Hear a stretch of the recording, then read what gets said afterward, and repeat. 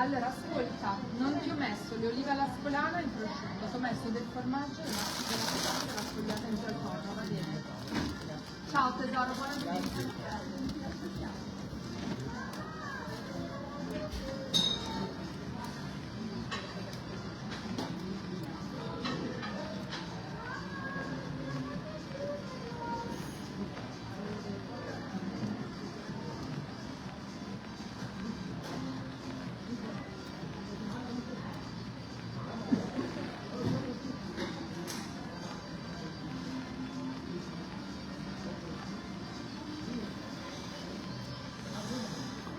Bonjour à tous, bonjour, bonjour. Je vous salue parce que nous qui sommes sur les réseaux sociaux, comme j'ai l'habitude de le dire, nous ne sommes rien sans nos abonnés, sans vous qui suivez nos vidéos, sans vous qui partagez nos vidéos. Je voudrais donc vous saluer.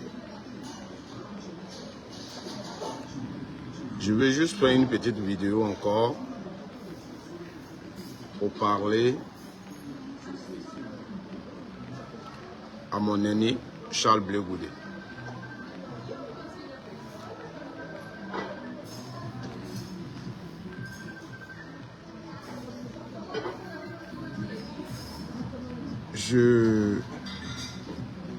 Chacun peut faire son interprétation. Nous avons lu un communiqué du COJEP qui nous a dit qu'il y a eu une délégation de PPACI qui allait rencontrer le COJEP.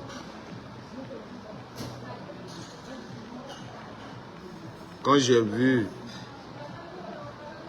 les noms des personnes qui composaient cette délégation, c'était pas vraiment, c'était des personnalités, les cadres du PPACI. Le ministre Sébastien Dano Didier, qui est le président exécutif du PPACI, dirigeait cette délégation. Ça veut dire qu'elle était vraiment importante aux yeux du PPACI.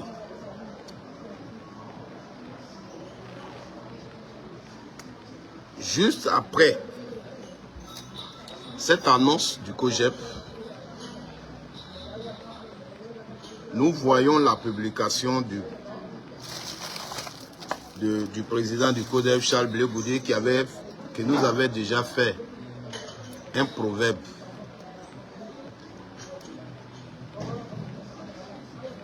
C'est quand les herbes de la cour poussent, qu'on se souvient du mouton qu'on avait chassé juste pour une peau de banane. Je dis toujours que ce que j'ai en commun avec Charles Blé Goudé, c'est le fait qu'on soit élevé par nos grands-pères. Donc les proverbes là, nous les avons en commun. Je voudrais vraiment demander à Charles de mettre un peu d'eau dans son vin. Ces proverbes là, parce que je pense que Charles, il est en une position où il voit plus loin que moi. Charles Blé Goudé, là où il est assis là, il voit plus loin que moi.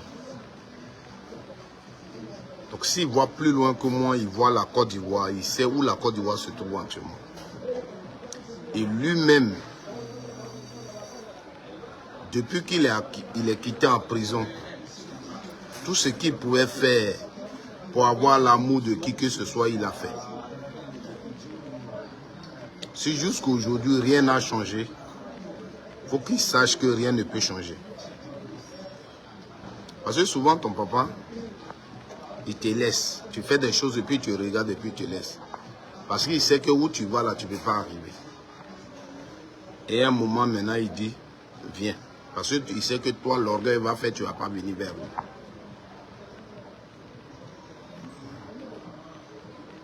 Charles, ce que tu pouvais avoir en abandonnant Babo, en t'éloignant de Babo, tu l'aurais déjà eu. Si tu n'as rien eu, ça veut dire que tu ne vas rien avoir. Donc si aujourd'hui, il y a une approche entre toi, ton parti et le parti de Babo Laurent, C'est pour un objectif bien précis. C'est de penser aux Ivoiriens qui pensent que Ouattara les fait souffrir. C'est ça qui est le plus important. Vous êtes aussi libre d'accepter de collaborer avec le parti de Gbagbo ou pas. Mais quand tu donnes ce genre de proverbes qui n'ont aucun sens, parce que le mouton là, qu'on a chassé, là, il faisait partie de la cour, il était dans la cour. Aujourd'hui, si tes proverbes, on te fait asseoir pour te dire qui t'avait chassé de la cour, tu étais dans quelle cour et qui t'a chassé de la cour, tu vas dire quoi? Parce que toi, Charles, tu n'as jamais dit que quelqu'un t'a chassé de la cour. Tu as décidé de créer ton parti politique et tu dis toujours que tu n'as jamais été dans le parti de Gbagbo Laurent. Tu es parti de toi-même auprès de Gbagbo Laurent parce que tu as créé ton parti, parce que tu ne veux pas être, tu ne veux pas faire palabre d'héritage, c'est ce que tu as dit. Tu ne veux pas faire palabre d'héritage. Donc tu n'as jamais été dans le parti de Gbagbo Laurent. Aussi, on ne t'a pas chassé de ce parti parce que tu n'as jamais été dans le parti, mais on ne t'a pas aussi chassé. Donc ne fais pas savoir aux gens qu'on t'a chassé et aujourd'hui, comme les herbes ont poussé, on a besoin de toi, c'est pourquoi on va vers toi. Parce que c'est ce que tu as dit. Puisqu'on allait vers, il y a une délégation dans le cadre de l'appel de Gbagbo Laurent de Bonois. Il y a une mission qui est en train d'être faite, on allait vers toi. Automatiquement, tu nous fais sortir ce proverbe. Il y a des choses qu'il faut arrêter. Les Ivoiriens n'ont plus besoin de ça. Il s'est passé la Côte d'Ivoire, là, vous la regardez. Il s'est passé des Ivoiriens, des jeunes que nous sommes, notre pays, là. Est-ce que nous le regardons? Parce que demain, chacun sera responsable devant ce qui va nous arriver. Nous, on est là, on voit. Aujourd'hui, quand je regarde les jeunes du Nord, et c'est parce que quand ils s'asseyent, leur regard là va au-delà de leur nez.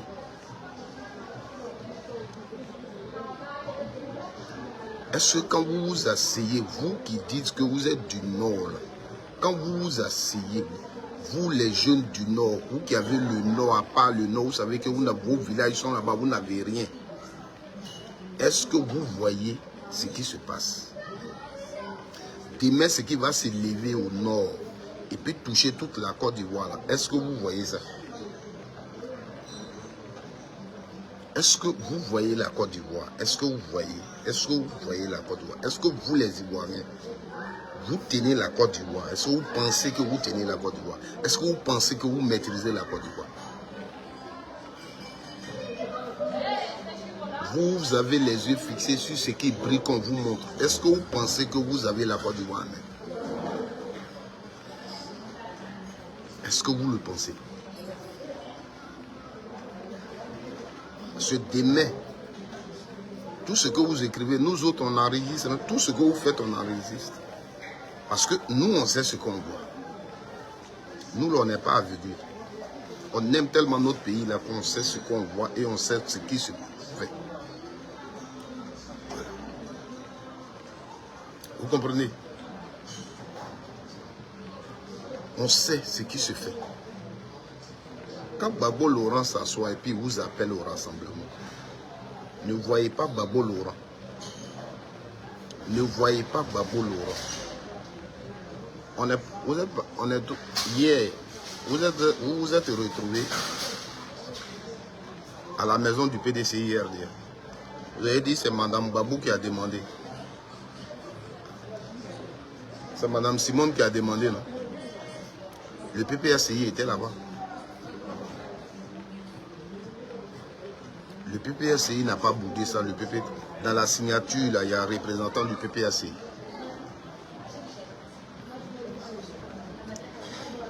Est-ce que vous vous asseyez, vous regardez la Côte d'Ivoire? Moi, je vous le dis. Surtout le nord de la Côte d'Ivoire. Est-ce que vous, les jeunes qui vivent au nord de la Côte d'Ivoire, vous qui êtes du nord de la Côte d'Ivoire, est-ce que vous remarquez ce qui se passe? Parce que ne pensez pas que c'est dans votre intérêt. Ne pensez pas que c'est dans votre intérêt.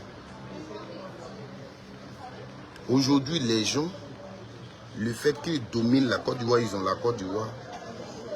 À partir de la Côte d'Ivoire, ils veulent récupérer les pays qui sont en train de les échapper. Et ce qu'ils vont faire, les bases qu'ils vont faire pour récupérer ces pays-là, ça sera une gangrène au niveau de la sécurité pour nous demain. Faisons très attention. Je vous le dis. Si nous, les Ivoiriens, on ne pense pas à s'unir pour nous battre pour notre pays, la Côte d'Ivoire sous nos yeux demain, on va la fuir. Parce qu'on ne saura pas qui, avec qui on est voisin, avec qui fait quoi, on ne saura pas. On vous le dit. Restez sur les réseaux sociaux, insultez Babo Laurent matin, midi, soir. Demain, chacun va assumer sa responsabilité. On sera devant ça. Les mouvements qui se font. Et vous regardez, ces babos vous insultent jour et nuit. Rien. Des Ivoiriens aujourd'hui qui sont là. On met des Ivoiriens au dehors. Un village qui est installé depuis des années, qui est sur sa terre, pour un projet du gouvernement du développement. On décide de toucher des maisons. Le gouvernement n'a même pas pris le temps de dire on va leur donner 5 francs avant de casser leur maison. Quel que soit le problème, tant qu'on ne leur a pas donné l'argent, on ne peut pas casser sa maison. Parce que si on casse sa maison, il va où? Mais le gouvernement de Côte d'Ivoire s'élève avec les caterpillars, casse maison des gens. Il sait très bien que ces gens-là n'ont pas réussi 5 francs, mais il va casser leur maison. Et des gens expliquent ça. Et des gens trouvent que c'est une bonne raison. Le pays là où il va, on aura tous les yeux pour pleurer. Aujourd'hui, nous on parle. Vous applaudissez. Ce qui guette notre pays est très dangereux. J'entends souvent des gens dire chaque développement a un coût. Les coûts d'un développement, est-ce qu'on pourra supporter tous les coûts du développement? Est-ce qu'on pourra supporter tous les coûts du développement? Aujourd'hui, c'est au sud ici, les gens pleurent. D'autres personnes se moquent d'eux. Est-ce que vous savez ce qui arrive?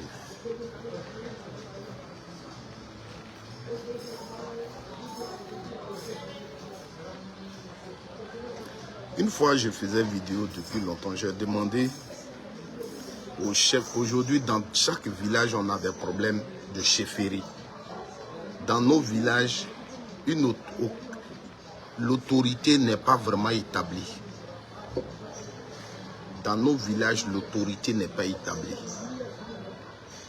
Nos parents, là, qui étaient dans vos petits problèmes, et établissez l'autorité dans vos villages. Et recensez tous les étrangers avec lesquels vous vivez. Et puis, si un étranger doit recevoir un autre étranger dans le village, il doit le déclarer, il doit l'envoyer chez vous, vous devez être au courant. Vers où on va là, quelque chose va vous surprendre en Côte d'Ivoire. Ne soyez pas surpris. Les chefs au nord dans vos villages, recensez tous ceux que vous ne connaissez pas qui sont dans vos villages. Ce que je vous dis, si vous les Ivoiriens, vous ne vous mobilisez pas, on va tous le payer. Vous avez vu le 7 août, vous avez applaudi les armes, les nouvelles armes sophistiquées de la dernière génération. Vous les avez applaudis. Mais chacun de vous ne sait demander. Des gens qui ont 40 ans, 45 ans, 60 ans, 50 ans, vous ne vous êtes pas demandé. Mais nous, en Côte d'Ivoire, on ne pouvait pas se permettre d'aller sur un marché d'armes pour s'acheter des armes. Avec la convention qu'on a avec la France. Est-ce que cette convention a changé? Est-ce que déjà, je peux ne pas être informé? Il y a eu un projet au niveau de l'Assemblée nationale qui permettait donc au président d'acheter des armes. Ce budget a été voté et tout ça pour qu'on puisse avoir toutes ces armes. Qu'est-ce qu'on prépare? Est-ce que la Côte d'Ivoire prépare une guerre contre quelqu'un? Quand vous écoutez les ministres ou un ministre d'État dans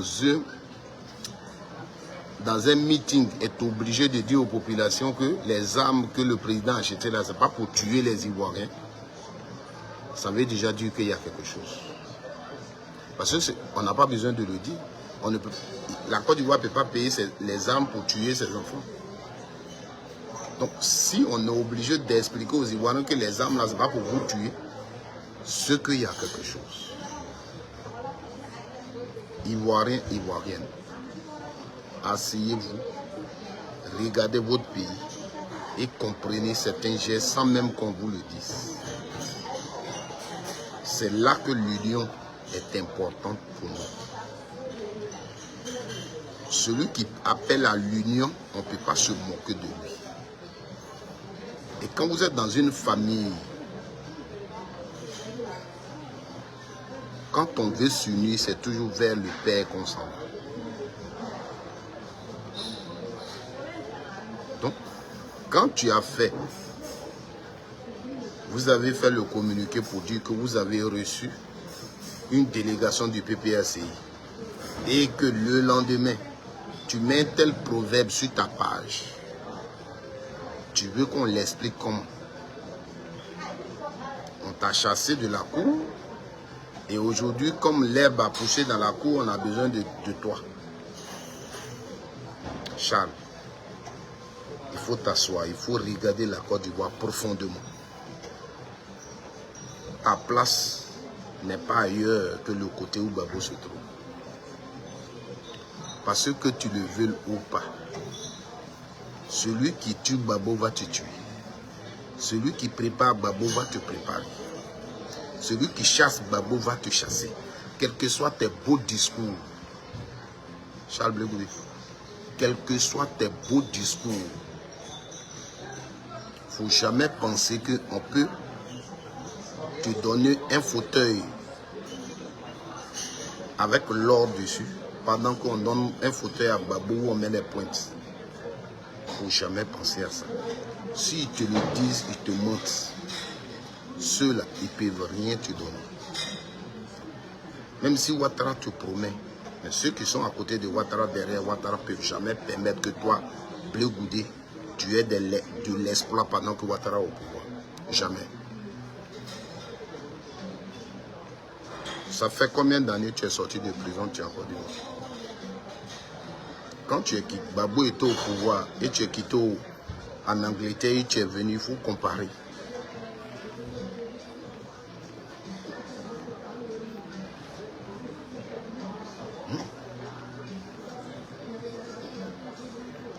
Il faut comparer.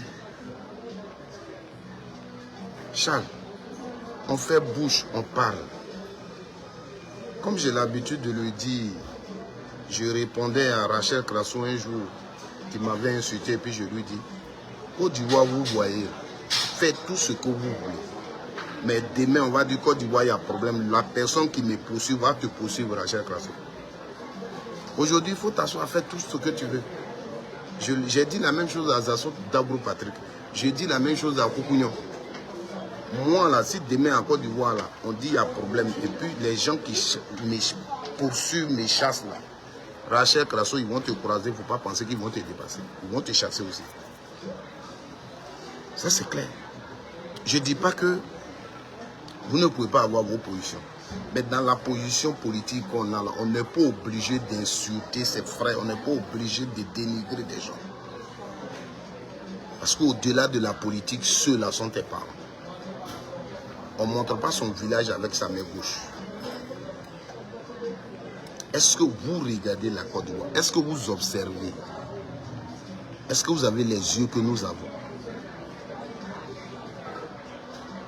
Est-ce que les yeux que nous avons là, est-ce que vous l'avez? Vous les avez? Est-ce que vous faites attention? Aujourd'hui, l'Ivoirien, là où il se trouve, où il est, laissons des choses et unissons-nous pour sauver cette Côte d'Ivoire. Nos enfants vont à l'école. Ce qu'on vous dit, ce sont des vidéos. Si demain nous, on nous a tués ou quoi, nos vidéos là resteront et vous allez les voir. C'est la vérité qu'on vous dit. Laissons nos différends. Luttons pour cette Côte d'Ivoire que nos ancêtres nous ont laissée. La Côte d'Ivoire, on est en train de la perdre. La Côte d'Ivoire devient une propriété des gens qui ont vu de récupérer l'Afrique. Et ils vont tout organiser à partir de ce pays. Parce que c'est là aujourd'hui là que personne ne les gêne. Une fois dans une vidéo, je vous avais fait une lecture que je crains une chose. Une guerre Russie, la France et ses alliés sur un terrain neutre.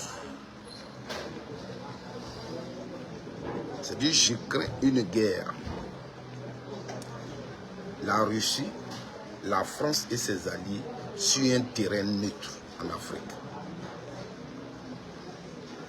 Aujourd'hui, la dernière fois au Mali, vous avez appris que les gens ont pris des Ukrainiens dans la guerre. Dans ce qui se passait. Vous voyez les motivations de ces gens-là, c'est pourquoi. Ils veulent se battre pour les intérêts de la France. Parce que les gens, ils se disent que aujourd'hui la France est dans une position où elle se dit que c'est la Russie qui lui arrache le Burkina, c'est la Russie qui lui arrache le Mali, c'est la Russie qui est en train de lui arracher le Niger. Elle va, ne nous amusons pas, elle va coûte que coûte se battre pour ça, avec ses alliés. Et aujourd'hui, là, dans cette zone, le territoire qu'elle a plutôt, c'est la Côte d'Ivoire. C'est de là qu'elle peut préparer tout. Aujourd'hui, nous qui sommes pour le pouvoir en place, on rit, on fait tout. Mais des gens, ils se préparent. Mais dans une partie de la Côte d'Ivoire. Mais si on veut, on guette le nord, on guette le Burkina, on guette le Mali. Vous pensez que c'est dans quelle partie de la Côte d'Ivoire on peut déjà préparer sa stratégie et infiltrer ses hommes? C'est vers où? C'est bien le nord de la Côte d'Ivoire. Faisons très attention. Chacun de nous sera responsable devant ce mal.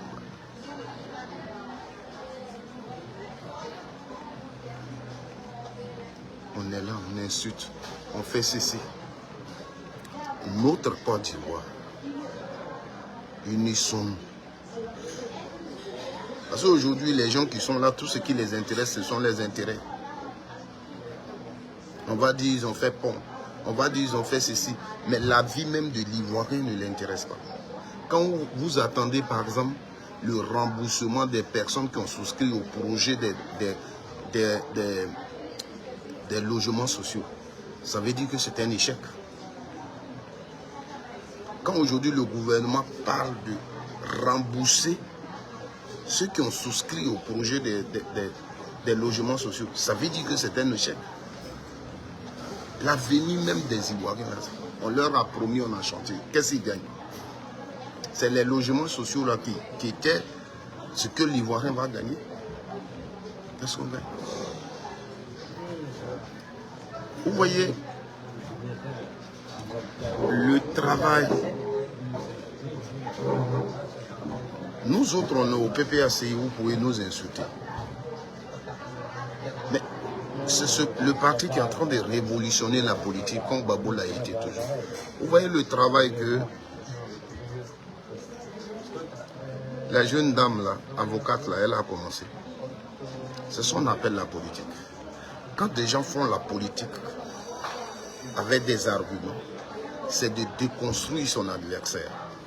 C'est de s'attaquer à ses réformes politiques. Ce n'est pas parce qu'on n'est pas content, on va prendre la guerre, on va faire la force. Biba, ce qu'elle est en train de faire, Abiba Touré, du PPRC. Et demain, vous allez la voir en désordre, ils vont venir l'insulter, répondre à ce qu'elle dit. Ils ne vont pas trouver des arguments. Mais demain, ce sont des injures, des dénigrements. Non, Gbagbo était comme... Non, non, sous Gbagbo, c'était comme ça.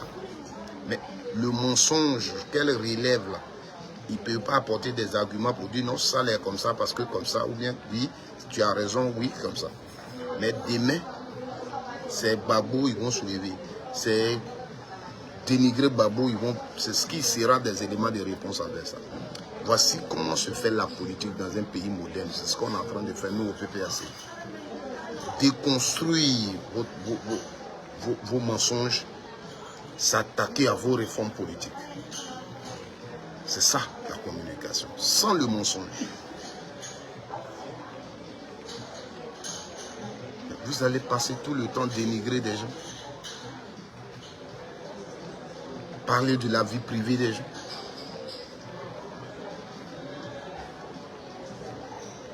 Le débat devient sérieux.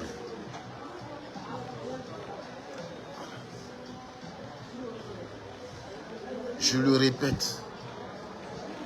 Charles Blegoui, tu as ton cogep, tu es libre de ne pas suivre. Mais si une délégation du PPRCI allait vers toi, c'est ce que j'ai dit toujours, entre toi et Gbagbo, il y a vos relations père et fils. Et il y a la démarche politique. Ne confondez pas les deux choses. Et c'est ce que Kone Katina avait dit et des gens l'avaient insulté.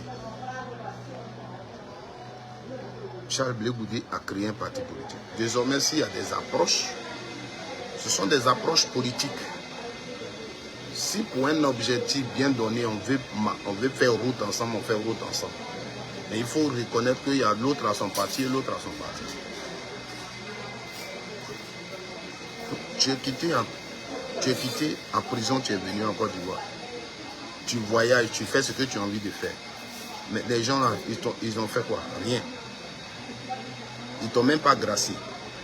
Ton parti là même là, c'est toi-même qui nous a dit, ça n'a pas de récépissé. Tu gagnes quoi? Tu es un homme politique, si ton parti n'a pas de récépissé, ton instrument de combat n'est pas reconnu. Toi-même là, tu as la justice sur toi-même gracié et tu ne l'as pas. Qu'est-ce qu'ils peuvent faire pour toi? Ce que tu as envie d'apporter à la Côte d'Ivoire, tu vas apporter ça comment? Ton instrument de combat, tu vas utiliser pour apporter la même. Ce n'est pas reconnu. Qu'est-ce que tu veux gagner? Et tu donnes des proverbes durs. La cour dont tu parles là, tu n'y étais pas. C'est toi-même qui l'as dit. Tu n'as jamais été dans un parti de Gbagbo Laurent. Aussi, Gbagbo Laurent ne t'a jamais chassé aussi. Puisque toi-même tu as dit que tu es parti. Parce que toi, tu as créé ton parti, pardon. Tu as créé ton parti parce que tu ne veux pas lutter l'héritage. Donc, ton proverbe là, son sens, c'est quoi? J'en parle parce que, pour moi, ma compréhension, le communiqué que vous avez fait parce que vous avez reçu une délégation du PPRC et que le lendemain, tu mets ce proverbe là sur ta page, je suis comme ça a quelque chose à voir, en fait. Je voudrais juste t'interpeller que, Jérôme, je l'ai dit, tu vois mieux que moi. Il faut regarder la Côte d'Ivoire. Et c'est maintenant que tu as besoin de lutter pour la Côte d'Ivoire que tu aimes, parce qu'elle est en train de nous échapper. La Côte d'Ivoire est en train de nous échapper. Il y a une autre forme de rébellion. Une autre forme de rébellion, c'est-à-dire des gens, tout ce qu'ils ont fait juste, ils ont j'ai envie de dire, ils ont eu comment je peux appeler, c'est-à-dire, c'est les mêmes qui nous combattaient pour notre Côte d'Ivoire qui sont là. Ils ont réussi à avoir juste la signature. Ils sont officiels. Et c'est maintenant qu'il faut se battre contre eux. C'est maintenant qu'il faut se battre contre eux. Sinon, les partis que vous créez là, c'est inutile. Parce que vous n'allez. C'est quel Côte d'Ivoire vous allez gouverner? Vous allez passer par où? Des gens sont en train de faire de la Côte d'Ivoire leur plateforme. Vous allez passer par où? Avec quels moyens?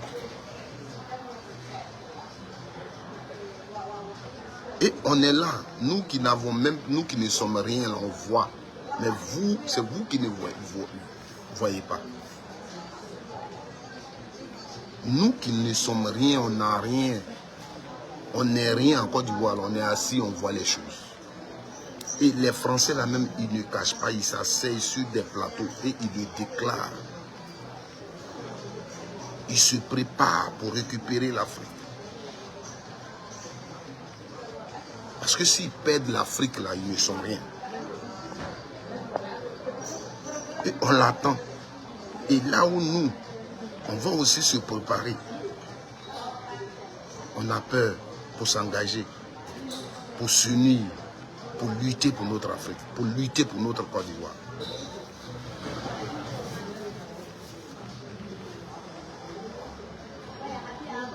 Mais lui, quand on dit l'union, là où il y a l'union, le PPACI est là. Vous avez vu que peut-être d'autres ont pensé que le PPACI allait bouder la rencontre. Des gens ont peut-être pensé que le PPACI allait bouder la rencontre du siège du PDCI. Il était là. Parce qu'on parle de l'union, on parle d'être ensemble. Donc c'est pas quand ça vient de quelqu'un d'autre. On a vu sur tous vos réseaux de remercier Mme Babou, faire ceci pour faire là. Mais le plus important n'est pas là. Elle a appelé, mais l'action à mener là, si tout le monde ne conjugue pas les efforts pour mener l'action, elle ne peut pas aboutir. Donc, faire les choses, c'est pas ça. Donc, je voudrais juste m'arrêter là pour t'interpeller, cher aîné. Vraiment, il faut ouvrir les yeux. Il faut ouvrir les yeux. Là où, quel que soit, on dit quel que soit le sein, la qualité du lait du sein de ta maman, tu t'aides ça. Où tu es là, dis-toi que vers où on va là, celui qui tue Babo va te tuer. Celui qui brûle Babo va te brûler. Voilà. Je veux dire, la dernière fois tu as parlé, où tu t'es adressé au président de la République sur certains points. Tu dis 3-4 fois un discours comme ça là, tu vas voir ceux qui vont t'insulter. Tu vas voir non qu'on va te donner. Les gens ils t'ont regardé parce que quand tu es venu, tu es allé vers eux, tu as mangé avec eux, tu parles un peu bien d'eux, tu parles de celui qui les rencontre, qui veut les enlever au pouvoir, va te rencontrer sur son chemin et tout ça. Donc eux ils te regardent. Mais il ne faut pas penser que tu peux obtenir quelque chose dans ça. Parce qu'eux ils savent que ce que tu fais là, tu n'es pas au sérieux. Et ils ne te font pas confiance. Charles, tu veux faire la politique, il faut t'assumer. Il faut t'assumer. Il faut que tu t'assumes. Tu sais ce que tu veux. Tu connais ton combat politique, tu connais ta route. Parce que pour finalement, quand tu vas parler, ça n'aura plus de force. Les gens vont dire, oh, lui là, il dit quoi même. Lui là, il dit quoi même. Regarde hier, par exemple. Tu es un chef de parti politique. Et l'autre chef de parti politique s'assoit et peut dire, mais lui, on s'appelle, on mange ensemble, on est ensemble. Même si ce qu'il dit est faux, mais ça te discrédite. Parce que quand on voit tes discours sur le terrain, et puis lui, il dit ça, les gens vont dire, mais c'est vrai. Nous, on te connaît. On te connaît, on sait ce que tu fais. Il faut t'assumer. Les Ivoiriens souffrent. C'est pas blanc. Hein. Et je vous le dis. C'est pourquoi j'interpelle nos frères du Nord. Ils n'ont qu'à ouvrir les yeux. Parce qu'il y a des gens qui sont remplis sur les réseaux sociaux. Ils parlent au nom des gens du Nord. Faisons très attention. Le pays n'a pas besoin de tout ça. Le pays n'a pas besoin de tout ça. Ivoirien, là où tu te trouves, unissons-nous pour sauver la Côte d'Ivoire. Unissons-nous pour sauver la Côte d'Ivoire. Sinon, on n'aura que nos yeux pour pleurer. On aura nos yeux pour pleurer. Les gens, ils nous montrent ce qui brille. Ce qui brille, des âmes.